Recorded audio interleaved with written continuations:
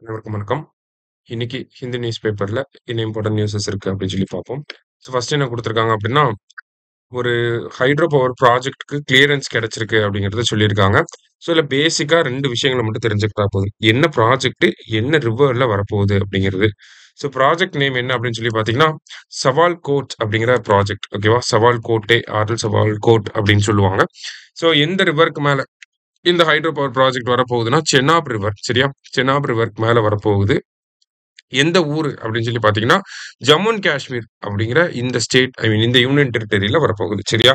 So Sawalkot project Chenab river Jammu and காஷ்மீர்ல வரப்போகுது அப்படிங்கிறத தெரிஞ்சுக்கோங்க. சரியா? நெக்ஸ்ட் பார்த்தீங்கன்னா, CM Stalin to virtually address 10,000 gram sabha meetings today அப்படின்னு சொல்லி குடுத்துருக்காங்க. ஓகேவா? ஸோ நம்ம முதலமைச்சர் வந்து என்ன பண்ண போறாரு அப்படின்னா, கிராம சபா கூட்டங்கள வந்து விர்ச்சுவலா அட்ரஸ் பண்ண போறாரு. சரியா? ஒரு வீடியோ கால் அந்த மாதிரி வரப்போறாரு. சரியா? ஸோ கிராம சபா அப்படின்னு பார்க்குறப்போ ஃபர்ஸ்ட் பேசிக்கா ஆர்டிகல் 243A அப்படிங்கிறத தெரிஞ்சுக்கிறோம்.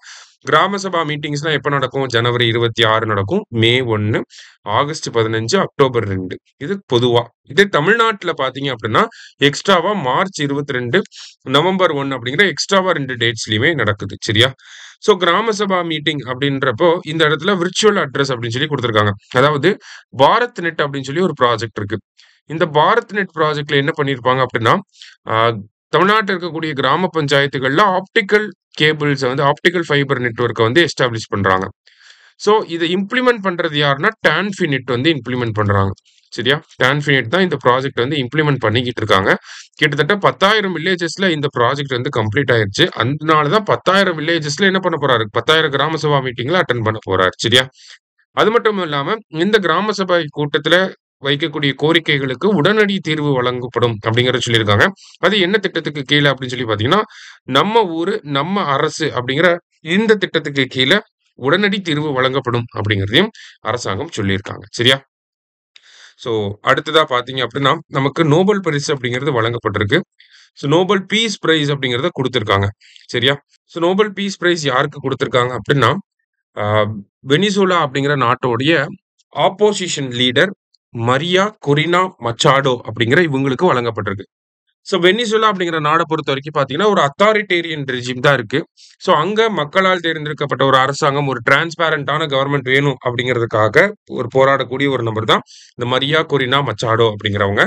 ஸோ இவங்க எந்த அரசியல் கட்சியை சேர்ந்தவங்க அப்படின்னு சொல்லி பார்த்தீங்கன்னா, வென்டே வெனிசூலா அப்படிங்கிற கட்சியை சேர்ந்தவங்க. ஓகேவா? ஸோ இப்ப டிஎன்பிஎஸ்சி பார்த்தீங்கன்னா, எந்த பார்ட்டி, எந்த கட்சியை சேர்ந்தவங்க அப்படிங்கிற கேள்வியும் கேட்க ஆரம்பிச்சிருக்காங்க. அதனால வென்டே வெனிசூலா அப்படிங்கிறது இவங்களோட கட்சி பெயரா இருக்கு. அத தாண்டி பார்க்கிறப்ப நமக்கு நோபல் பிரைஸ் அப்படிங்கிறது மொத்தம் 10 பிரிவுகளுக்கு 6 பிரிவுகளுக்கு கீழ வழங்கப்படுது. ஃபர்ஸ்ட் மெடிசின், பிசிக்ஸ், அடுத்தது கெமிஸ்ட்ரி, அடுத்ததா வந்து பார்த்தீங்கன்னா லிட்டரேச்சர், அடுத்தது நோபல் பீஸ் பிரைஸ், லாஸ்ட்டா வந்து பார்த்தீங்கன்னா எக்கனாமிக்ஸ்க்கு குடுக்குறாங்க. சரியா?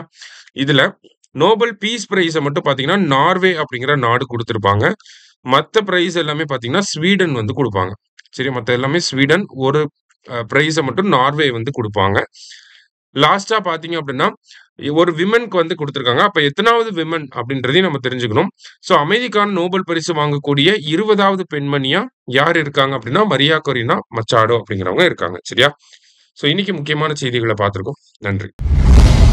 சுரேஷ் ஐஏஎஸ் அகாடமி வெற்றியின் முகவரி.